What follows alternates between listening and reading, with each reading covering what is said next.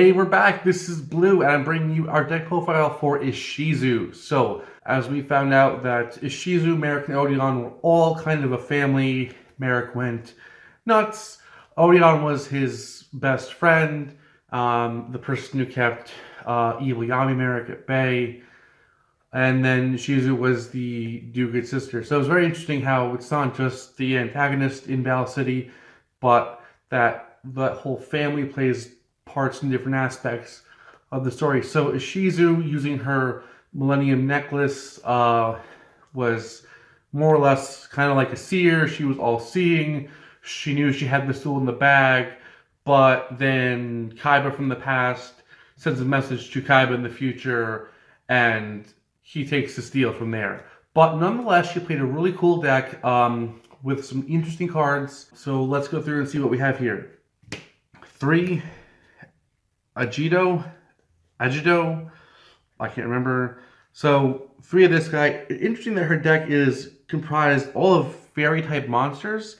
Both these monsters have a little bit more, I think, aggressive look to them. They're not quite, the kinds of fairies that we might have been used to. Very interesting, and they're all effect based too. So now, not all of them had effects in the anime, but we are running through them, almost all of them, with their predicted effects. There are definitely some really cool monsters, and they all go back to Dark Crisis. There was a lot of cards in Battle City, I think, or the Battle City era, so a little bit of the Shadow Realm virtual world cards too, like Necros, are from Dark Crisis. Labyrinth of Nightmare before it, so I think very Battle City card printing heavy pack, and then others in between. So 3 Keldo. Next up is Mudora, and this was one of the monsters where we did feel we wanted to errata it because it's a 4-star monster, and while his stats are not that impressive, I mean, for anime battles, the way his effect can really boost him up. I mean, arguably might be a cheap shot, that would take out his attack boost effect, but especially the right combination because of Exchange with Spirit, I mean, could make him like ridiculously strong. And part of the thing was that we're not obviously supposed to like some kind of super combo. We just want to be careful how many times we drop a level 4 monster that has a potential to have rather immense point of attack. So it's kind of one of the things where we made the change, but it's really like on the fence of like just barely over why we made it to a vanilla. Arguably, it could not be a vanilla, and maybe it just works out fine. Who knows? 3 Zolga. So has this really cool life point gain effect. However, as you've now seen, there are no tribute monsters in this deck, so unless you were to take an opponent's monster into your hand, this card's effect is basically useless. Might as well just be a vanilla, but saves us making it actually a vanilla. So going through the spell cards, 3 Cestus of Dagla. Also kind of on the errata list, we just decided to remove the life point gain effect.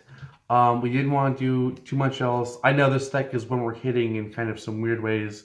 I mean, the attack boost is definitely great, but we really wanted to avoid, again, the combo of boosting up Mudora, and then just, relentlessly slaughtering opponents and getting life points back. Not sure that that's, was a guaranteed combo, but it's just one of the ways to kind of curb this deck. Because with a lot of the cards in this deck, it could become very, very difficult sometimes. 3 Drag Down to the Grave. 1 Monster Reborn. 1 Pot of Greed. 3 copies of Spell Reproduction. So this is one of the decks that has a way to get back at spell cards, like Monster Born Pot of Greed especially. Because it's spell reproduction and not magical stone excavation, will cost you spell a card, so there is more limit to how many things you can recycle, but recycle nonetheless. Also, like Odeon, 3 copies of swords. So this deck does have some defense, um, although not all in the same ways as some other decks like Odeon's deck. 3, Blast followed by a Tribute. So this was her ace, her trump, or really one of 2 actually.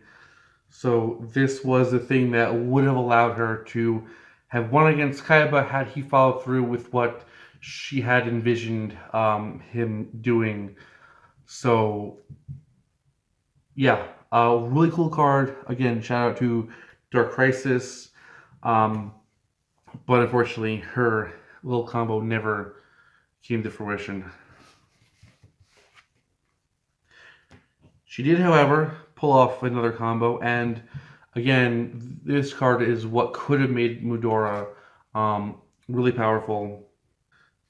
It is Exchange of the Spirit, a super awesome card, and it's been errated. Why? Because when Konami printed it the first time, it had a great effect right out of the anime. Awesome, just like on TV.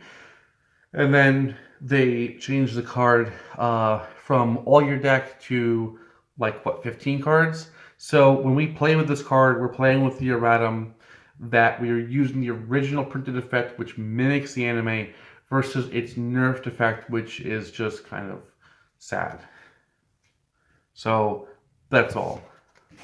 When Konami gets it right the first time and then has to change it. So 2, Michizuri. So while it doesn't outright protect her from something like an attack, it is a good way to counter back. And some characters, especially Yugi, love to draw cards. So Ishizu is one of the very, very few decks that has an outlet with Null and Void, or Muko in the anime. But, you know, we gotta change names for reasons. So it is now Null and Void. So that is Ishizu's deck. So it's not a ridiculously strong deck. We did put some curves into this deck to keep it what we felt was a little more balanced. At the same time, though, I don't think anything here is too egregious that this deck could not be played without erratas. Or maybe minus Exchange of the Spirit, because that's just, a terrible, tragic shame what happened to that card. Microing and Destruction, same thing. Original printing, on point. Reprinting for stability and practicality in, otherwise completely OP meta. Yeah. So, definitely stay tuned for more. We are still close to wrapping up Battle City, even though it's been on a little bit longer than we had originally intended to. But stay tuned for the rest of Battle City. More deck profiles from other seasons before we close out the channel for the foreseeable future. Like, comment, subscribe. See you guys.